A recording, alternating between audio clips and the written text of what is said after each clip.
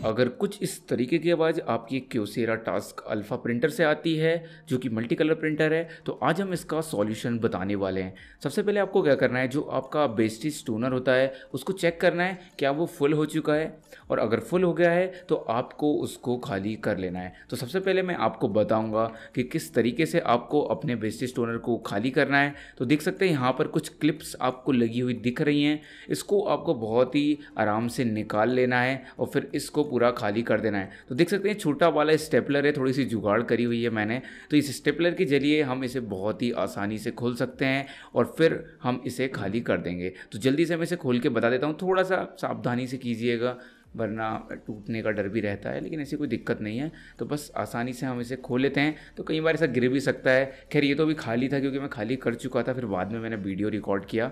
तो अभी हमने इसको खाली कर लिया है। अब जल्दी से हम इसको वापस से लगा देते हैं। और अगर बाई चांस से खाली नहीं भी होता है तो कुछ प्रॉब्लम्स के चलते क्या होता है कि इसकी इंक जो होती है वो पीछे के एक चैम्बर में चली जाती है। तो ये तो हमने डस्ट चैम्बर को साफ कर लिया।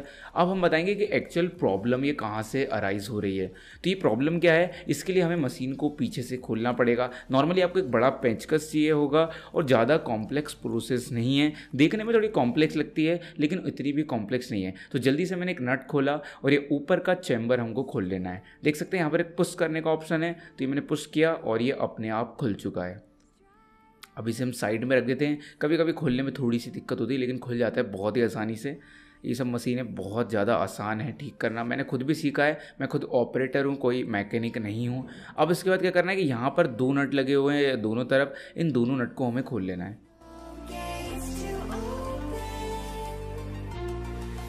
साथ ही साथ मैं आपको बताऊंगा कि कौन कौन सी दिक्कतें हैं जो मैंने फेस की थी जब मैंने फर्स्ट टाइम सेकंड टाइम किया था, बट मैं बहुत बार कर चुका हूँ और इससे बहुत ज़्यादा पैसा बचता है। आराम से 2000 पर क्लीनिंग पे मैं बचा लेता हूँ। तो देख सकते हैं कुछ इस तरीके की वायरिंग आएगी। इसका आपको एक फ़ोटो क्लिक कर लेना है वायरिंग का, क्योंकि जो कि हम अभी निकालने वाले हैं। और इस वायर को आपको अपनी तरफ खींचना है। इसे हिलाकर अगर निकालेंगे आप तो इससे वायर मतलब आसानी से नहीं निकलेगी। यही गलती मैं स्टार्टिंग में कर रहा था। देख सकते हैं मैं कितने प्यार से बस पकड़ना है आपको और अपनी तरफ खींच लेना है, आराम से आ जाएगा। घबराने की बिल्कुल ज़रूरत नहीं है। फर्स्ट टाइम में मेरे को थोड़ा सा ऑकवर्ड लगा था। कुछ में जो लॉक लगे हुए हैं उसमें साइड से अब दबा के या जो भी है, मैं जिस तरीके से कर रहा हूँ आप देख सकते हैं। तो ये सारे के सारे जो भी लगे हुए हैं अपने प्लग्स, ये सारे आपको निकाल लेना है और ध्यान रखना है। और निकालने के साथ साथ ये भी ध्यान रखिएगा कि इसका एक फ़ोटो क्लिक कर लें, ताकि क्या हो बाद में जब आप वापस लगाएंगे तो आप आसानी से लगा पाएंगे। मैंने भी यही किया था फर्स्ट टाइम में। तो जल्दी से अभी मैं सारे निकाल देता हूँ और फिर आपको आगे का बताता हूँ।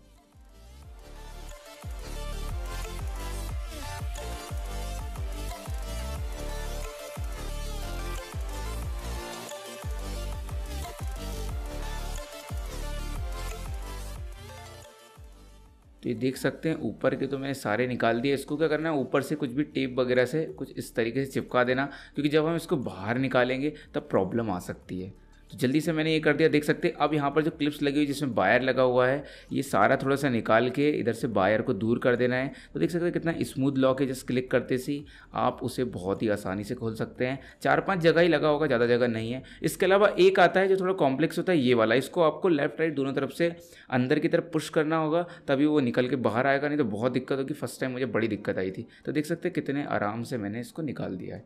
तो अब ये हमारे सारे वायर्स निकल चुके हैं। तो अब देख सकते हैं ये जो दिख रहा है मैं आपको बता रहा हूँ, ये पूरा मशीन का स्ट्रक्चर है जो कि अभी बाहर आने वाला है। और देख सकते हैं यहाँ पर कुल मिला के 6 नट्स होंगे जिन नट को मुझे निकालना होगा।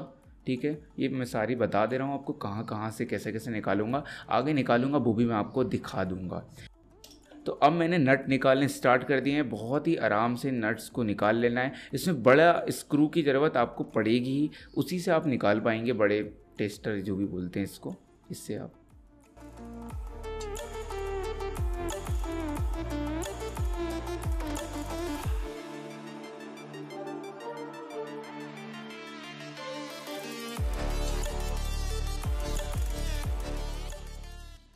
तो यहाँ पर मैं अपना लास्ट नट भी निकाल चुका हूँ। तो ये आ चुका है हमारा लास्ट नट। थोड़ी सावधानी से करना है। अब इसके बाद आपको क्या करना है कि यहाँ पर देखिए हल्का सा मशीन के नीचे ये आपको जो दिख रहा है ना प्लास्टिक का, इसे भी आपको निकालना है, क्योंकि ये जो है ना ये प्लास्टिक उससे लिंक्ड है। इसी के थ्रू क्या होता है, जो भी वेस्टेज इंक होती है वो उस चैम्बर के अंदर जाती है। तो देख सकते हैं इस तरीके से इसको निकाल लिया मैंने। अब ये जो वायर है इनको भी थोड़ा नीचे करता हूँ। इसको अकेले मत निकालिएगा, एटलीस्ट एक व्यक्ति का सपोर्ट ले लीजिएगा। देखिए यहाँ पे दो तरफ प्लास्टिक है, इसी को पकड़ के मुझे खींचना होगा। तो ये देखिए मैंने दोनों बता दिए आपको। बस अब आपको आराम से इसे खींच लेना है। देखिए कितने आराम से ये जाएगी। अब एक व्यक्ति का सपोर्ट आपको थोड़ा सा लेना पड़ेगा, क्योंकि वो जो नीचे वाला प्लास्टिक था उसको भी हमें क्या करना है, इस वायर्स के बाहर करना है, वरना वो फंस सकता है और टूट भी सकता है ना। बाकी ये बहुत ही ज़्यादा आसानी से निकल जाएगा। तो बस ठीक है, देख सकते हैं ये मेरे इसमें क्या हल्का सा मैन्युफैक्चरिंग डिफेक्ट है, तो वो एक प्लास्टिक टकराता है, लेकिन उससे कोई प्रॉब्लम नहीं आती है। तो ये हमने इसका चैम्बर निकाल लिया है। वो आवाज़ कहाँ से आ रही है वो भी मैं आपको बताऊंगा, और इसी के अंदर वो इंक फंसी हुई है जो एक्स्ट्रा गई थी। ये भी एक तरीके से इंक का स्टोरेज है जो एक्स्ट्रा होती है। देख सकते हैं पूरा फुल भरा हुआ है इसमें, बाकी ऐसा नहीं है। और ये जो दिख रहा है ना आपको, यहाँ पर जब घूमता है तो यही वो आवाज़ करता है। तो अब जल्दी से मैं बताऊंगा कि कैसे हमको इसको साफ़ करना है। सबसे पहले तो हमें इसमें से 3 नट निकाल लेना है। तो देख लीजिएगा मैं कहाँ कहाँ से निकाल रहा हूँ एग्जैक्टली, वहीं से आपको भी निकालना है।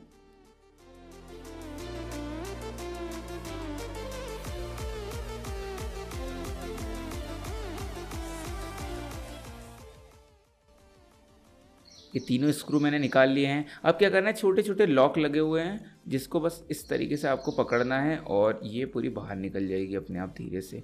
तो ये निकल कर आ चुका है। ये छोटा सा चैम्बर है जिसके अंदर इंक आती है, और नॉर्मली ये ब्लैक वाली ही भरी होती है, बाकी सब में तो बहुत कम कम वेस्टेज आता है। तो अब देख सकते हैं इसको सबसे पहले तो स्प्रिंग से यहाँ निकाल लेना। इसी स्प्रिंग के थ्रू अभी जो अपन ने स्टार्टिंग में नहीं निकाला था 10 चैम्बर, उसी के अंदर जाता है। तो फिलहाल देख सकते हैं इसमें कितनी सारी इंक निकल रही है, किसी वजह से इसमें जा नहीं पा रही है, जो भी रीज़न होगा। ठीक है, तो मैं इसको खाली कर देता हूँ। कभी कभी ये भरा जाता है, इसी के कारण वो आवाज़ आने लगती है, तो उसमें डरने की बिल्कुल भी ज़रूरत नहीं है। तो देख सकते हैं कितनी सारी इंक इसमें से निकल रही है, और बहुत सारी आपको लगेगा कि कम है, लेकिन बहुत ज़्यादा निकलेगी।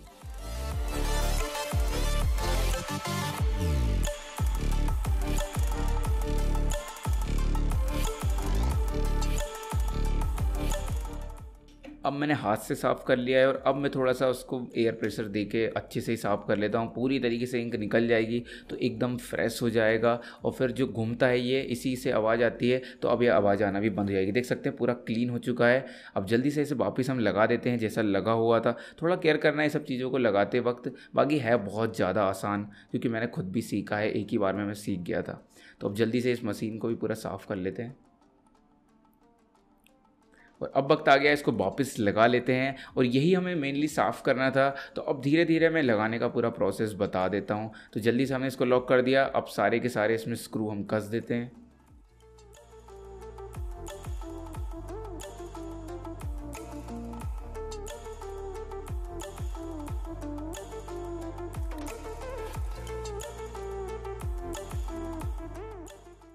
अब वक्त आ गया कि अपनी मशीन को हम वापस से लगा दें।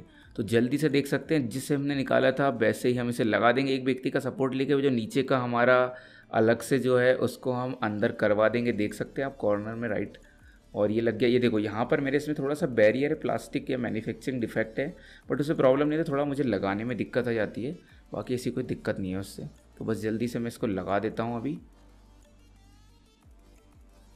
तो ये लग चुका है। अब ये नीचे का जो लॉक है इसको भी सावधानी से लगा देना। यही चैम्बर है जिसमें कि वो लगता है, बस आपको ऐसा रखना है और उसे अंदर की तरफ धक्का देना। देखिए वापस से वो लग चुका है।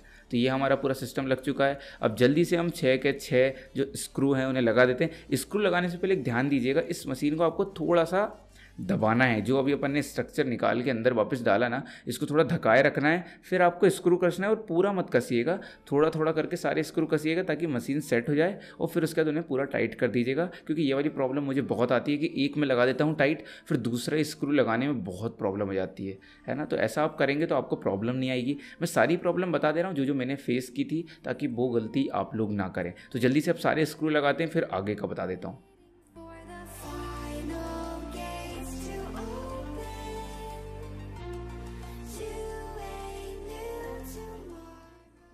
तो ये हो चुकी है कंप्लीट। अब मैंने लगा दिया है जल्दी से अपने क्लिप को अब वापस से लगाना स्टार्ट कर देना है। कौन सा वाला कहाँ पर लगा था, अभी आपने जो स्टार्टिंग में फ़ोटो ली थी उसी से आपको क्या करना है, यहाँ पर सारे के सारे लॉक्स को वापस जैसे के तैसे लगा देना है। थोड़ा आराम से करिएगा, मेरे को आता है, मैं 10-20 बार कर चुका हूँ इसलिए मैं थोड़ा फास्ट कर ले रहा हूँ। बाकी आराम से टाइम लेके करिएगा, 1-2 बार आप करेंगे उसके बाद आपकी हैबिट बन जाएगी, फिर कोई प्रॉब्लम नहीं आएगी और इससे आपका आराम से 1500 से 2000 रुपये बच जाएगा। मेरे को ये इसलिए सीखना पड़ा क्योंकि मैं बहुत दूर रहता हूँ जहाँ पर इसके मैकेनिक मिलते हैं उससे, तो वो आने जाने का खर्च ही बहुत ज़्यादा हो जाता है। और ये सब बहुत नेसेसरी चीज़ें हैं, अगर आप प्रिंटिंग का काम करते हैं तो आपको ये सब आना चाहिए, क्योंकि अगर आपकी मशीन ख़राब होगी तो मैकेनिक आने में 1 दिन लगेगा, तब तक तो आपका बहुत लॉस हो सकता है। तो बस इसी तरीके से आपको सारे के सारे अपने स्विच वापस से लगा लेना है।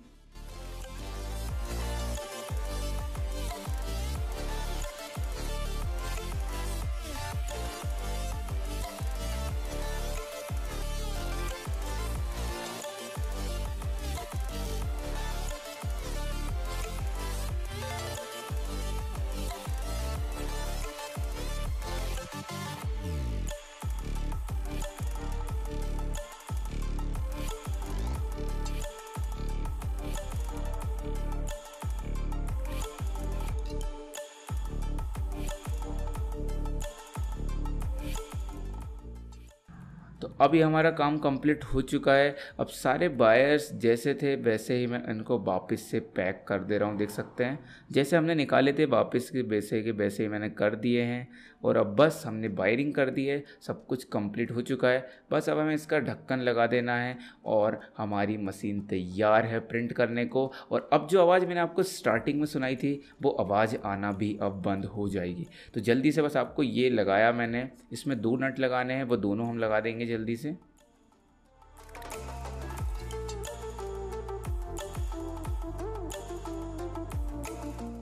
अब ये ऊपर वाला जो ढक्कन है इसे भी हम बहुत आसानी से लगा देंगे।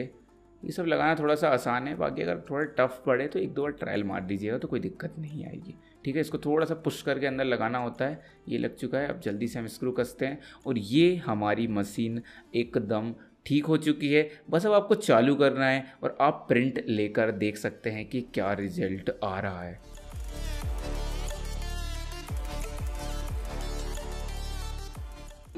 तो अभी देख सकते हैं आवाज़ आना बंद हो गई है, थोड़ा सा बैकग्राउंड नॉइस है उसके लिए माफ़ी चाहूँगा।